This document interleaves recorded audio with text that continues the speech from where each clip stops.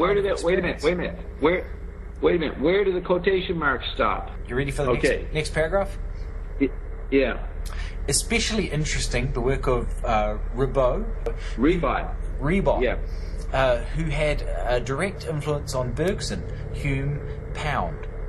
Consciousness as a spectator and condenser of psychic memory. Okay.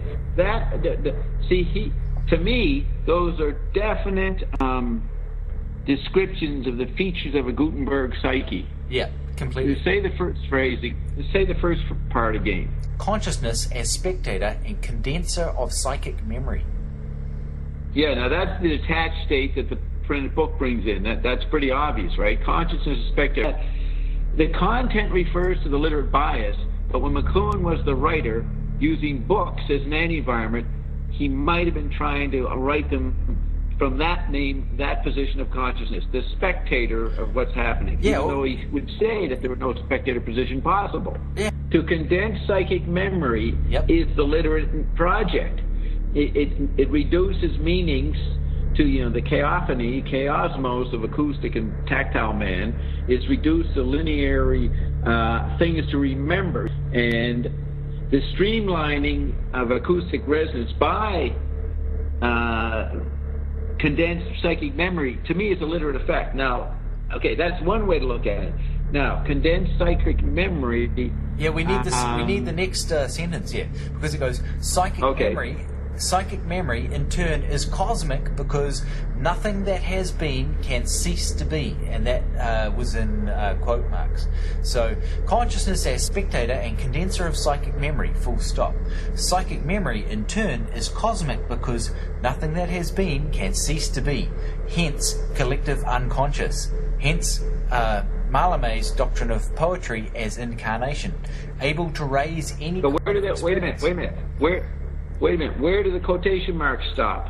The quotation marks stop at the end of cease to be. So, psychic memory in turn is cosmic because, quotation, nothing that has been can cease to be, close quotation. That to me is McLuhan quoting the literate mind. He's referring someone who's cosmic, and that's familiar. That's familiar New Age stuff, at least from Krishnamurti, Worcester, and even Ion. I see that's something that McLuhan would be critiquing. I thought when you first read the letter, he was saying that, but he's not. He's quoting somebody, but he's noticing how the word cosmic is used. So, yes, if that's seen, conscious mediumship is done by channels and that, I say is the breakdown of the literate mind, but it's still trying to have the literate perspective. So, in a limited sense, that is mediumship. You know what I mean? That could be a description of the trauma that the electric age does to the literate mind, and it starts falling into some schizoid, split space. So if literacy created the psyche becomes an expression of that split in the mind via channeling. So the channeling is in the traditional New Age sense, is the actual acting out of the effect of the phonetic alphabet, in Greek times, 500 BC. The creating of the individual soul. And Croker writes this about Augustine, locks this down. Augustine condenses the third term, which is a resolution of the classical antinomies and classical unresolvable dialectic, the existential contradictions that literacy brought in, and it gets resolved by Augustine into the idea of a psyche, which then becomes the soul.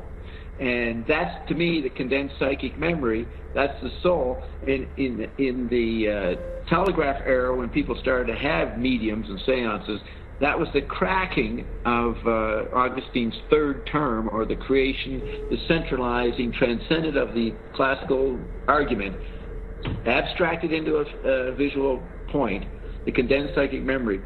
That is what's broken down, and McLuhan is taking a quote of someone unaware of that, but is discussing intelligently the condensed psychic literate soul, and he's going to bounce off that to point to the larger ground.